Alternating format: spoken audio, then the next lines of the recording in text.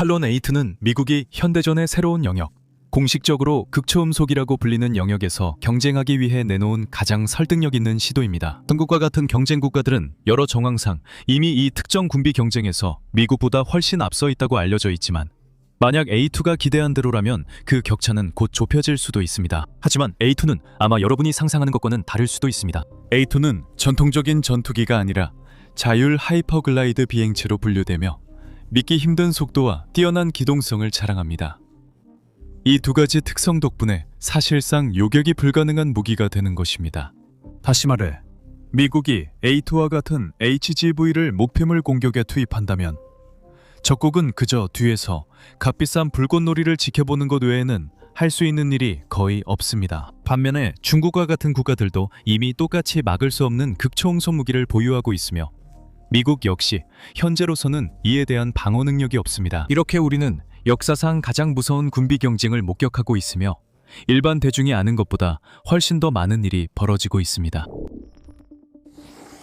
탈론 A2 펜타곤의 신형 무인 항공기 마하오 속도 돌파.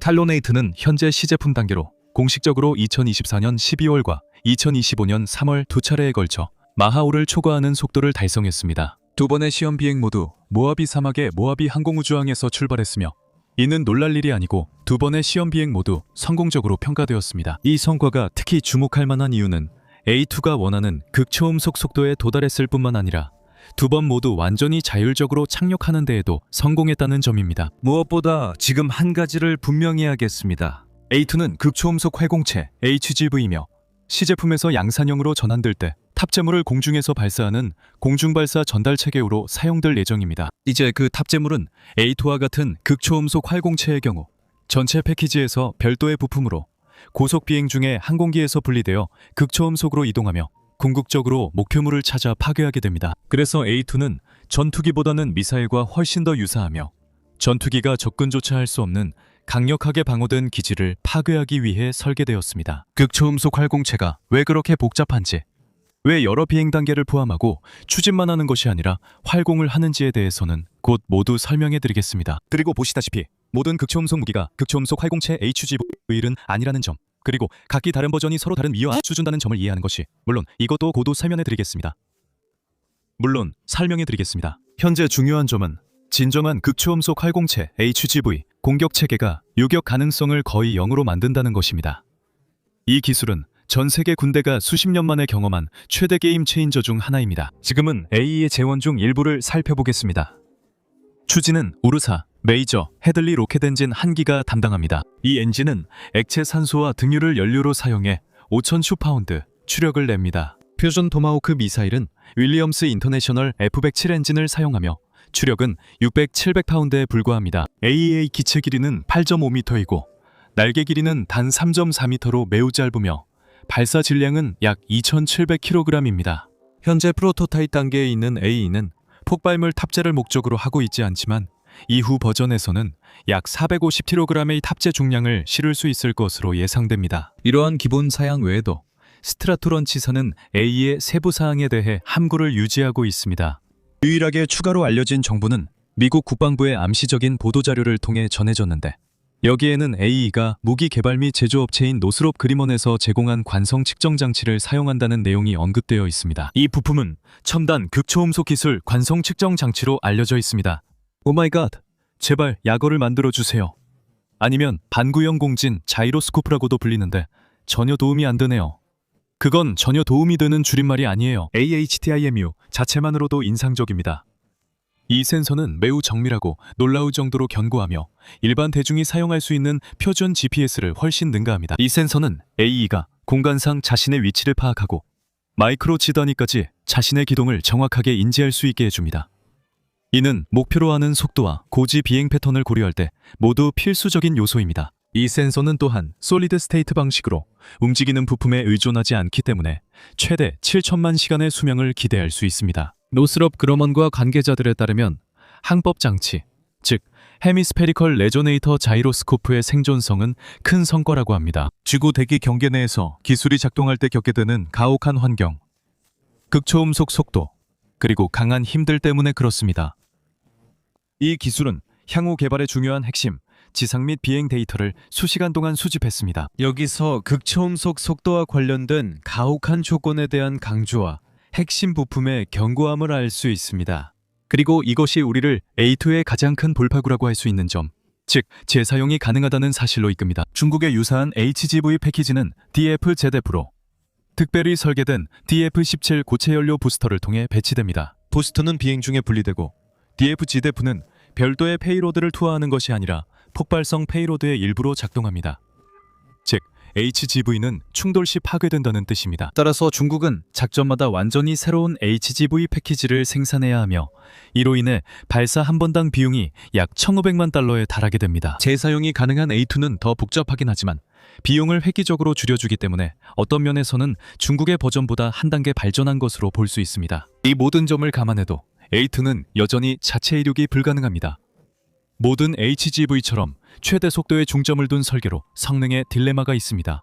예를 들어 앞서 언급한 A2의 짧은 날개는 분명히 실수가 아닙니다. 이 날개들은 극초음속에서 안정성을 위해 설계됐으며 전통적인 미사일 핀과 비슷한 역할을 하지만 이륙에 필요한 양력을 제공하지는 않습니다. 헤들리 엔진은 고고도 최대 속도에 맞춰 설계됐지만 지상 이륙에 충분한 추력, 대중량비는 제공하지 않습니다.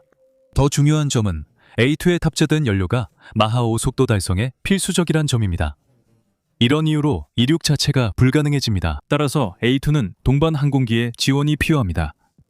하지만 DF-17처럼 고체 연료 로켓을 사용하는 대신 A2는 록 항공기의 지원을 받습니다. 이미 스피릿 오브 말브로 알려진 747 항공기를 새로운 공중발사 동반기로 사용할 계획이 있지만 당분간은 ROC가 여기서 중요한 역할을 하고 있습니다. 좀 더 자세히 말하자면 ROC는 두 대의 747-400에서 재활용한 부품들로 만들어진 엄청나게 거대한 항공기입니다. 조립이 완료되면 117m에 달하는 거대한 날개 길이가 눈에 띄며 이로 인한 안정성 덕분에 이 항공기는 더 작은 항공기를 공중에서 발사하는 데 완벽합니다. 흥미로운 점은 ROC가 원래 마이크로소프트 공동 창립자인 폴 앨런이 위성을 궤도에 올리는 용도로 구상했다는 것입니다.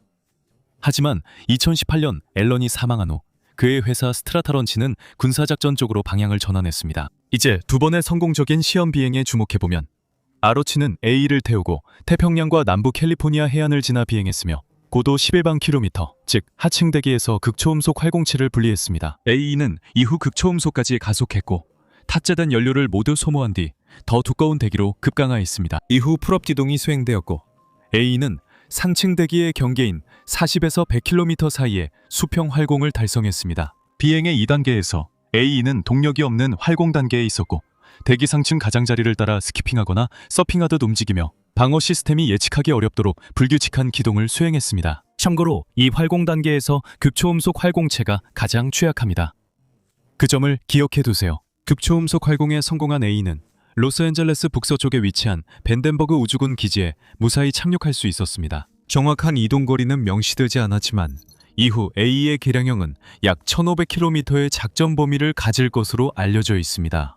맥TV 프로그램 매니저 스컷 윌슨은 이 비행들은 우리 프로그램과 국가의 큰 성공이었다고 말했습니다. 초기 탈론 A 비행에서 수행된 실험을 통해 수집된 데이터가 이제 분석되었으며 그 결과는 매우 긍정적입니다. 극초음속 시험의 속도를 높여가는 과정에서 높은 빈도로 기술을 시험할 수 있는 기회는 매우 소중합니다. 맥TV 프로그램은 여러 차례 비행 성공에 만족하며 앞으로 스트라토런치와의 비행 시험을 기대합니다. 맥TV는 다중 서비스 첨단 역량 극초음속 시험 플랫폼 딥브레스 여러 잘 알려진 기업들이 이 새로운 기술 물결에서 미국의 선봉 역할을 하고 있는데 여기에는 빅5, 로키드 마틴, RTX, 구 레이시온, 노스롭 그리먼, 보잉 컴퍼니 그리고 제너럴 다이내믹스가 포함됩니다. 개발은 A2 같은 항공기, 다크 이글 같은 극초음속 무기, 그리고 극초음속 무기에 대응할 수 있는 방어 체계에 집중되고 있습니다. A2는 아직 몇 년이 더 필요하지만 최종 버전은 2028년까지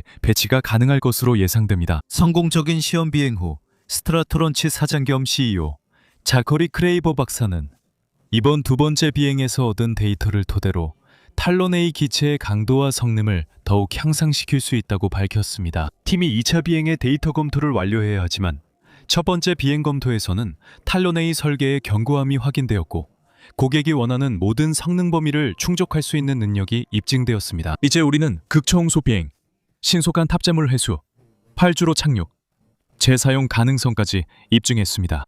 두 번의 비행 모두 우리나라 회사 파트너들에게 큰 성과였습니다. 인용 끝.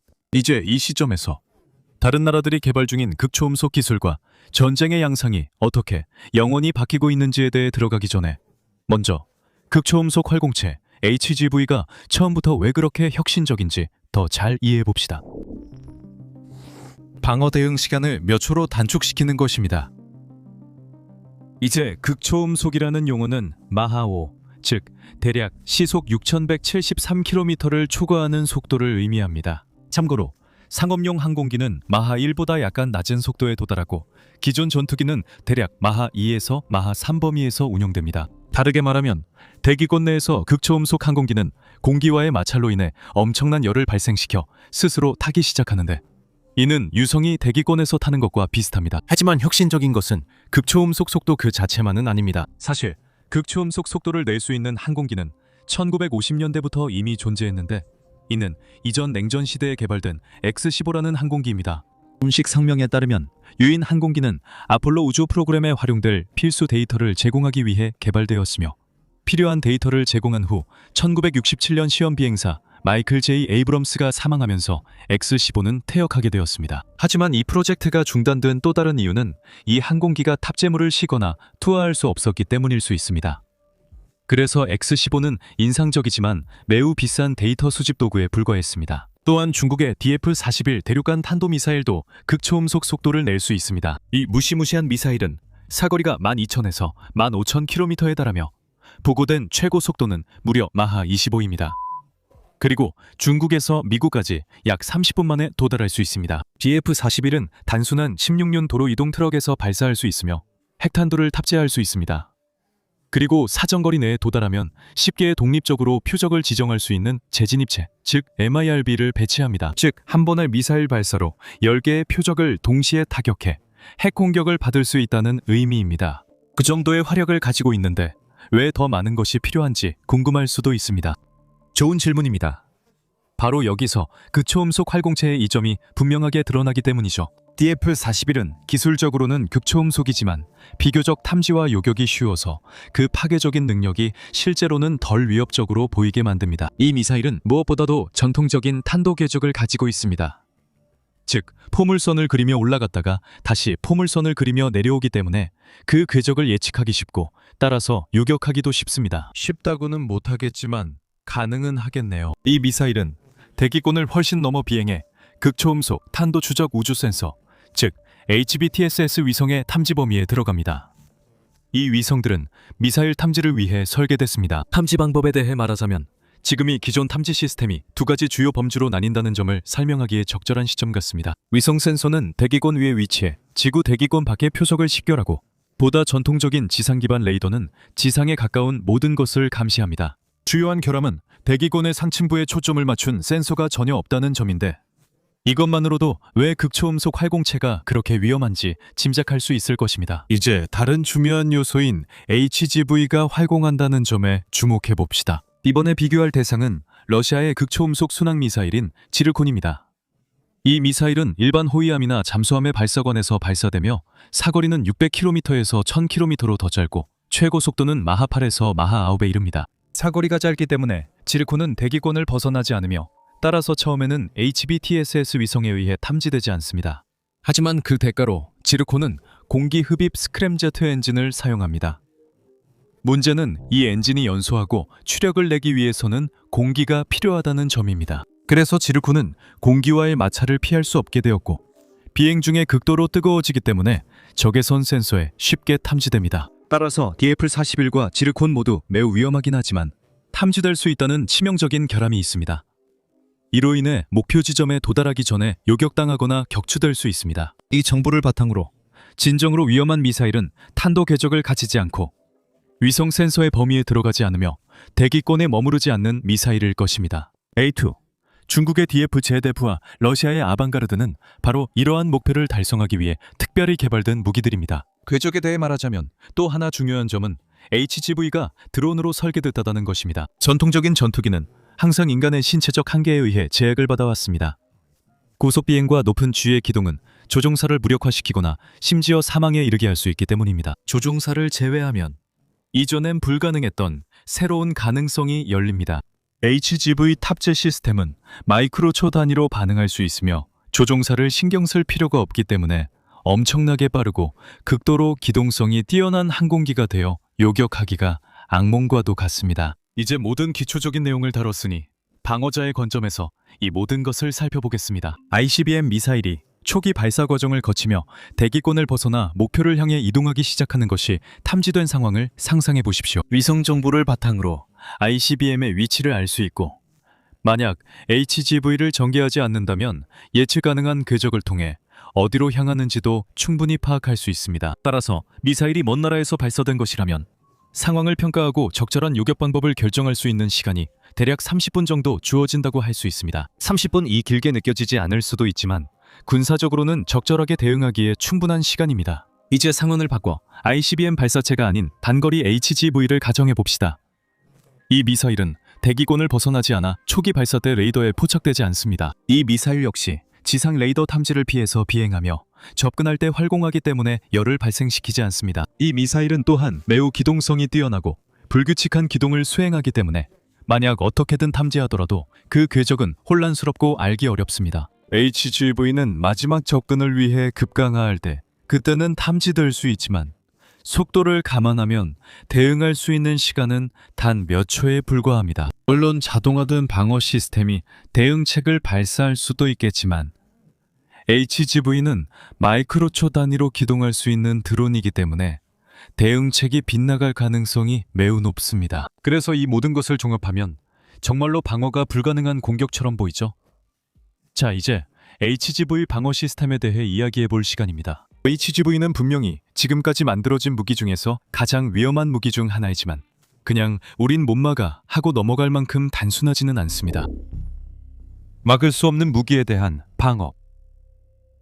현재 군 대변인들이 반복해서 전하고 있는 메시지는 HGV는 막을 수 없다는 것입니다. 하지만 더 정확하게 말하자면 적어도 지금으로서는 HGV를 막아내기가 정말 어렵다는 것입니다. 항상 그렇듯이 파괴적인 신무기가 개발되고 곧 전장에서 흔해질 때쯤이면 방어수단도 그리 멀지 않아 등장하게 됩니다. 마이클 리 화이트는 국방부 연구공학 차관실의 극초음속 개발 담당 이사로 극초음속 방어 시스템과 관련해 몇 가지 주목할 만한 발언을 했습니다. 그의 주장에 따르면 미국은 이미 방어 능력을 보유하고 있으며 2026년 기준으로 새로운 기술이 이미 배치 과정에 있다고 합니다. 2021년에 있었던 한 발언에서 화이트는 이 무기들은 전술 전장에서 의미 있는 시간 안에 중요한 해상, 해안, 내륙 표적을 격파할 수 있도록 설계될 것입니다. 라고 말했습니다. 적의 극초음속 무기에 대응하기 위해 우리는 킬체인의 모든 단계에서 해당 무기를 차단, 약화, 격파할 수 있도록 운동 및 비운동 능력을 적용하는 종합적인 다층 격파 전략을 제공하고 있습니다. 또한 관련 기술들도 개발될 예정입니다. 이 사람은 내가 평생 들은 것보다 군사용 용어를 더 많이 쓰네. 계속하겠습니다. 기술들은 또한 미래에 시급한 침투 정보, 감시 및 정찰, 그리고 타격 임무에 적용할 수 있도록 재사용 가능한 극초음속 시스템을 성숙시키기 위해 개발될 예정입니다. 에드의 인용문입니다. 그러니까 결국 이 사람이 하는 말은 네, 어쩌면 우리가 결국 그걸 막아낼 수도 있다는 겁니다. 아직 개발 중인 다층 격파 전략은 현재 우주개발국에서 관리하고 있는 확산 전투원 우주 아키텍처라는 프로젝트를 말합니다. 이 시스템은 저지구 궤도의 수백 개의 위성으로 구성된 네트워크로 기존 탐지 시스템의 빈틈을 효과적으로 보완합니다. 이 위성들은 다른 시스템과 달리 극초음속 비행체를 정확히 추적해 HGV의 주요 이점을 즉시 무력화합니다. 현재로선 초기 트렌치 제로 위성군이 2024년에 우주개발국에 의해 이미 성공적으로 발사되었습니다. 이 위성군에는 노스럽 그리먼이 제작한 HBTSS 위성들이 포함되어 있으며 이 위성들은 극초음속 표적을 탐지하고 추적할 수 있음을 입증했습니다. 현재 트렌치 1단계의 발사는 2025년 9월에 시작되었으며 추가로 28개의 위성이 포함될 예정입니다. 보도에 따르면 몇 가지 어려움이 있었지만 현재 단계는 2027년 초까지 완료될 것으로 예상됩니다. 이후 이미 계약이 체결된 트렌치 2단계에서는 수백 개의 위성이 추가되어 궁극적으로 거의 완벽한 HGV 상시 탐지망을 제공하게 됩니다. 하지만 HGV를 탐지 추적하는 것과 실제로 요격해 목표에 도달하지 못하게 하는 것은 다릅니다.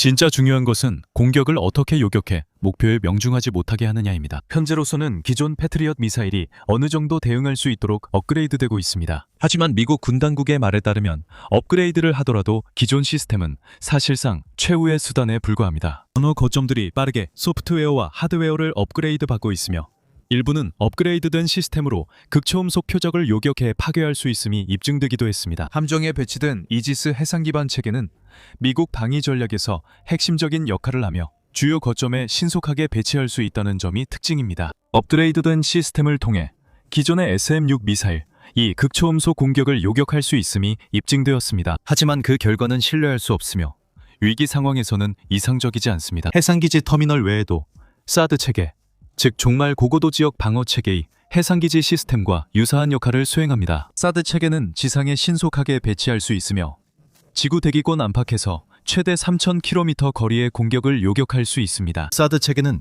군사 전초기지와 지상 목표물의 필수적인 방어 수단이며 올해 7월에 하드웨어와 소프트웨어 업그레이드를 받을 예정입니다. 다시 한번 말씀드리지만 이러한 노력들은 여전히 최후의 수단으로 간주되고 있으며 극초음속 공격이 요격될 가능성은 여전히 매우 낮은 수준에 머물러 있습니다. 맞습니다. 극초음속 요격은 아직 먼 이야기이지만 미국은 동맹국들과 협력하여 이른바 전용 극초음속 요격 무기를 개발하는 과정에 있습니다. 주요 프로젝트는 글라이드 페이즈 인터셉터와 글라이드 브레이커로 불리며 완전히 운용되면 극초음속 무기에 대한 전방위적인 방어를 제공할 것으로 기대됩니다. 글라이드 페이즈 인터셉터는 활공 단계의 극초음속 활공체 HGV 요격용으로 개발 중인 미사일입니다. 이 단계가 극초음속 무기의 가장 취약한 시기입니다. 글라이드 단계에서는 극초음속 활공체 HGV가 어느 정도 기동성을 유지하긴 하지만 이 단계에서는 최대한 빠르게 거리를 이동하는 데 집중합니다. 최대 속도를 유지하기 때문에 하강 단계만큼 효과적으로 대응책을 회피하지는 못합니다. 이 단계에서 실제로 요격 가능한 것은 무엇인가요? SM-3와 같은 기존 대응책들은 대기권 밖에서 표적을 요격하도록 설계되었지만 극초음속 활공체 HGV 불가능합니다. 한편 SM-6는 더 낮은 고도에서 최종 단계 요격을 시도하지만 매우 빠르고 기동성 뛰어난 표적을 맞추기는 거의 불가능합니다. 따라서 우리가 필요한 것은 새로운 HBTSS 위성이 제공하는 추적 정보를 활용할 수 있는 대응책이며 본질적으로 작은 유성에 가까운 표적을 맞출 수 있을 만큼 빠르고 민첩한 무기입니다. 글라이드 페이즈 인터셉터는 위 조건을 모두 충족하도록 설계되고 있습니다. 그리고 더 중요한 것은 이 무기가 기존 이지스 구축함과 육상 이지스 기지에서 모두 배치될 수 있도록 설계된다는 점입니다. 이 무기는 매우 다재다능해 여러 전략적 거점에 널리 배치될 것입니다. 그리고 이미 배치된 위성들 외에는 추가로 필요한 것이 없습니다. 좀 더 자세히 말씀드리자면 가장 흥미롭고 혁신적인 부분은 요격기가 공중에 떠오르면 최첨단 재점화가 가능한 모터를 사용한다는 점입니다. 이 모터는 필요에 따라 속도를 늦추거나 높일 수 있어서 목표물의 속도에 최대한 맞추면서 연료를 전략적으로 절약할 수 있습니다. 격차가 좁혀지면 요격기는 초고성능 센서가 장착된 2차 요격체를 발사하게 됩니다. 포발성 탄도를 사용하는 대신 요격체는 단순히 운동 에너지를 이용해 HGV와 충돌합니다. 마하 5 이상의 속도에서는 스치기만 해도 HGV가 산산조각나게 됩니다. 미국은 일본과 협력하여 글라이드 단계 요격기 기술을 개발하고 있으며 최근 보고에 따르면 노스럽 그러먼이 신속 추진 계약을 수주한 것으로 밝혀졌습니다. 글라이드 단계 요격 시스템은 2028년까지 완전히 운용될 것으로 예상되며 이는 트렌치 1위성 군집과 병행하여 배치될 수 있음을 의미합니다. 이제 다른 방어 프로그램 글라이드 브레이커를 살펴보겠습니다. 이것은 달파에서 진행 중인 프로젝트입니다. 글라이드 브레이커는 특정 요격 무기를 개발하는 것이 목적이 아니라 극초음소 비행체를 연구하고 이를 무력화하는 데 필요한 기술을 개발하는 전담장기 프로젝트입니다. DARPA의 연구는 글라이드 페이즈 인터셉터와 같은 대응 무기를 보완하며 이 프로젝트 덕분에 기동 및 자세 제어 시스템, 즉 DAX와 같은 기술이 존재하게 되었습니다. DAX는 극초음속 표적을 요격하는 데 필요한 빠르고 고정밀 기동을 가능하게 해주는 혁신적인 시스템입니다. 그리고 보도자료에서는 거의 언급되지 않았지만 DX의 개발과 테스트가 수많은 UFO 목격 사례의 원인일 가능성이 매우 높습니다. 아니면 어쩌면 외계인일 수도 있겠죠. 그리고 마지막으로, 하지만 매우 중요한 점은 글라이드 브레이커의 또 다른 주요 목표 중 하나가 극한의 거리에서 극초음속 표적을 요격할 수 있도록 하는 것입니다. 따라서 대응책이 도입되면 극초음속 공격의 또 다른 가장 큰 이점인 극적으로 짧아진 반응 시간을 무력화하는 데 도움이 될 것입니다. 국제 무대입니다. 지금까지는 주로 미국에 초점을 맞췄고 A2는 확실히 인상적인 시제품입니다. 분명히 말씀드리지만 미국은 대응체 분야에서 진전을 이루고 최근에야 제대로 된 무기 다크이글을 생산했습니다. 이에 대해서는 곧 다루겠습니다. 이제는 시선을 세계 무대로 돌려서 다른 주요 강대국들이 어떻게 발전하고 있는지 좀 더 자세히 살펴보겠습니다. 러시아부터 시작하는 것이 아마도 가장 좋을 것 같습니다. 왜냐하면 그 나라의 군대는 군사 능력에 대해 이야기할 때 정중하게 말하자면 다소 수상한 평판을 가지고 있기 때문입니다. 우크라이나 침공에 앞서 2018년에 블라디미르 푸틴 대통령은 연방의회에서 연설을 했습니다. 그는 이 기회를 이용해 군대가 극초음속 무기를 개발 중임을 밝히고 킨잘 미사일에 대해 자세히 설명했습니다. 푸틴은 연구 잠재력과 첨단 기술을 가진 국가들이 극초음속 무기를 적극 개발 중이며 이는 무력 충돌에서 큰 이점을 줍니다. 라고 말했습니다. 군사 전문가들은 이 미사일이 매우 강력하고 속도가 빨라 현 방공 시스템으로는 요격이 불가능하다고 보고 있습니다. 즉, 요격 미사일이 충분히 빠르지 않기 때문입니다. 이런 점에서 세계 주요 군대들이 이런 이상적인 무기를 가지려는 것은 이해할 만합니다. 러시아는 이미 이런 무기를 보유하고 있습니다. 현대무기 체계 개발에서 가장 중요한 단계는 고정밀 극초음속 항공기 미사일 시스템의 개발이었습니다.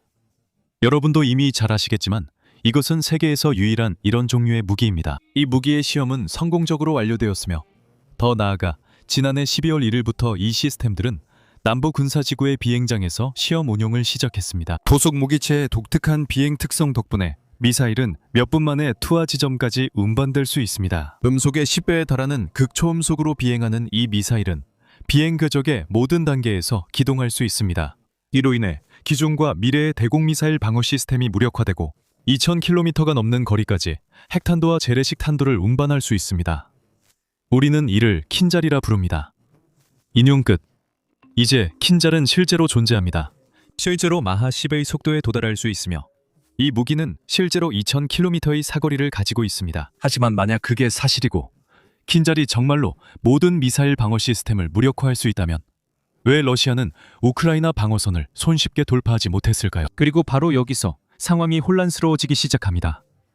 우리는 전쟁의 또 다른 핵심 요소, 즉 선전을 고려해야 합니다. 분명히 말씀드리지만 러시아는 킨잘을 적극적으로 사용해왔고 그 위력은 파괴적이라는 것이 입증되었습니다. 하지만 현실은 이 미사일이 푸틴이 주장한 것처럼 막을 수 없는 무기가 아니라는 점입니다. 기존의 방공망에 의해 여러 차례 격추되었습니다. 2023년 5월 우크라이나 당국은 현지 군대가 기존의 MEIM-104 패트리어트 방어 시스템만으로 키예프 상공에서 킨잘 공격을 성공적으로 요격했다고 보고했습니다. 보고서의 세부 내용에 따르면 킨잘은 사실 이전부터 존재하던 이스칸다르 탄도미사일이었으며 새로운 공중발사 시스템을 통해 배치된 것이었습니다. 비행 단계에서 이스칸다르 미사일은 마하 10 이상의 속도로 이동했지만 하강 단계에서는 최종 접근을 위해 속도가 마하 3.6으로 감소했습니다. 이 미사일들은 푸틴의 주장과 달리 진정한 극초음속 활공체처럼 기동성이 부족해 막을 수 없는 극초음속 무기라는 주장과 달리 일제 사격도 높은 성공률로 격추될 수 있음을 보여줬습니다. 러시아는 이후 전술을 변경하여 수백 대의 드론과 함께 킨잘 미사일을 일제히 발사하는 포화 공격에 집중하고 있습니다. 이렇게 비용이 많이 들고 자원을 소모하는 전술은 방어 시스템을 압도했고 성공적인 공격이 이루어졌습니다. 하지만 결론적으로 푸틴이 킨잘이 진정한 극초음속 무기라고 주장할 때 사실을 과장한 것이었습니다. 모두 선전일 뿐입니다. 이 외에도 러시아는 앞서 언급한 3M22 지르콘도 보유하고 있는데 이 미사일은 공기 흡입 스크램제트 엔진을 사용합니다. 좀 더 자세히 말하자면 지르콘은 단거리 극초음속 미사일로 러시아가 제공한 자료에 따르면 약 1000km 거리의 표적을 타격할 수 있고 마하 9의 속도에 도달할 수 있다고 합니다. 서방 분석가들은 러시아 자료에 회의적이며 실제 사거리는 750km에 더 가깝다고 봅니다. 지르콘이 배치된 우크라이나에서 수집된 자료에 따르면 실제 순항 속도는 마하 5.5이고 하강 시 최고 속도는 마하 7.5에 이르는 것으로 나타났습니다. 2024년 2월 지르콘 공격은 MEIM-104 패트리엇 방공 시스템으로 요격 파괴됐습니다. 러시아 무기고의 마지막 무기는 아방가르드입니다. 2018년 연방의회 연설에서 블라디미르 푸틴이 언급한 바와 같이 푸틴은 다시 인용하자면 기존의 전투 장비와 달리 이 시스템은 마하 20을 초과하는 초음속 속도로 대륙간 비행이 가능하다고 말했습니다. 목표로 이동할 때 미사일의 활공 순항 블록은 수천 킬로미터에 달하는 측면 기동과 수직 기동 모두에서 강도 높은 기동을 수행합니다. 이 미사일이 모든 방공 및 미사일 방어 시스템에 무적이 된 이유입니다. 신형 북합 소재의 사용으로 인해 활공 순환 블록이 플라즈마 형성 조건에서도 사실상 장거리 유도 비행을 할 수 있게 되었습니다. 이 미사일은 유성처럼 불덩이처럼 목표를 향해 날아갑니다.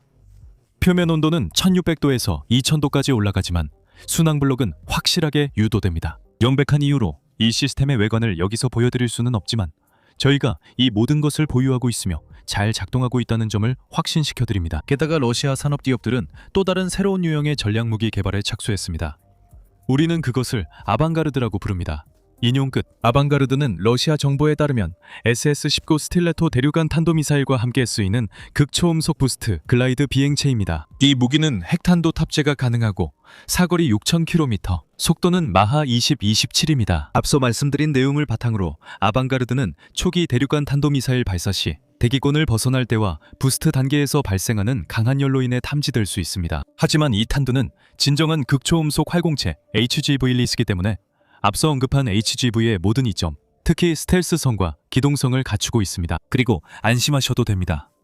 아방가르드는 실제로 위험하지만 서방 분석가들은 많은 재원 주장에 다시 회의적입니다. 최고 속도에 대해서도 의문이 제기되고 있는데 많은 이들이 SS-19 대륙간 탄도미사일 ICBM이 이런 속도를 유지하는 것은 거의 불가능하다고 말하고 있습니다. 러시아가 실전 배치 가능한 양산형 전력을 온전히 갖췄다는 주장에 의문이 제기됩니다.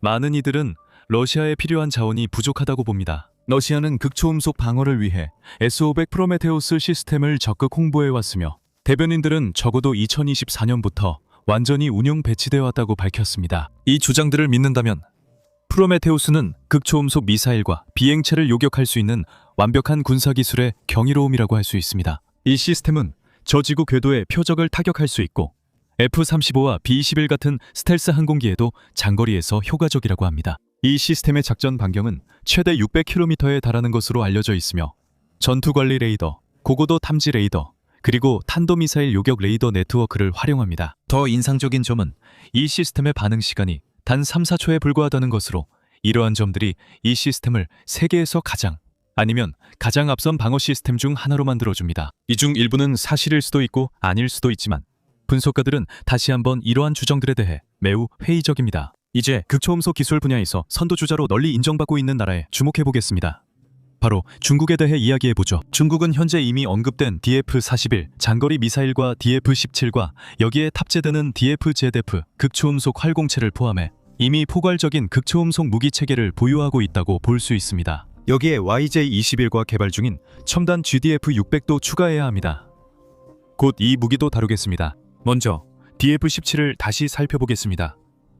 이 미사일은 완전한 성능을 갖춘 DF-ZF 극초음속 활공체를 공중 발사할 수 있도록 설계된 중거리 탄도미사일입니다. 추가 정보로 DF-ZM은 일반적으로 마하 5에서 마하 10 사이의 속도로 비행하며 DF-17에 의해 발사될 경우 사거리는 1800km에서 2500km 사이입니다. 확인된 보고서에 따르면 DF-ZF는 최대 마하 20의 속도로 시험된 적이 있지만 이는 아직 공식적으로 검증되지 않았습니다. 탑재 능력 측면에서 DF-ZF는 견고한 군사 목표물을 정밀 타격하기 위한 재래식 탄두를 장착할 수 있을 뿐만 아니라 핵탄두도 탑재할 수 있습니다. 또한 DF-ZF는 DF-31, DF-41 ICBM 등 사거리 증강 부스터와 함께 시험 중이며 사거리가 2500km 이상으로 크게 늘어날 수 있습니다. 다음으로 넘어가면 중국 무기고의 별은 단연 대한미사일 YJ-21입니다.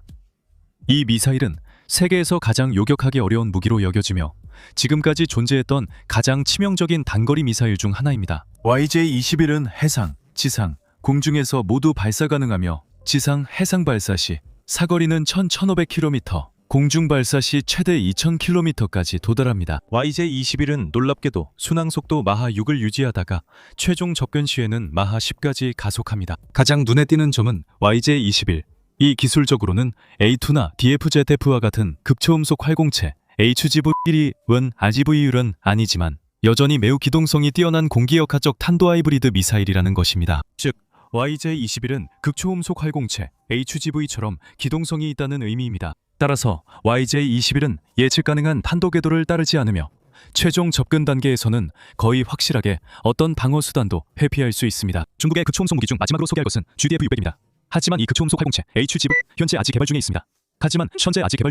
GDF-600은 본질적으로 다기능 극초음속 활공체 HGV로 공격 작전뿐만 아니라 다양한 임무를 위한 여러 종류의 탑재물을 한 번의 비행으로 발사할 수 있도록 설계되었습니다. 공격용으로 장착 시 이 플랫폼은 최대 13개 탑재물을 동시에 발사해 넓은 지역의 여러 목표를 공격할 수 있습니다. 또는 이 플랫폼은 최대 6대 정찰 드론을 탑재해 타격 임무뿐 아니라 정보 수집에도 유용하게 쓸 수 있습니다. 간단히 말해서 GDF-600은 방공망을 은밀히 통과한 뒤 지역에 더 작은 전력을 대거 투입해 여러 임무를 동시에 수행하는 데 완벽한 기체입니다. 중국을 넘어 극초음속 분야에서 주목할 만한 두 나라가 더 있습니다.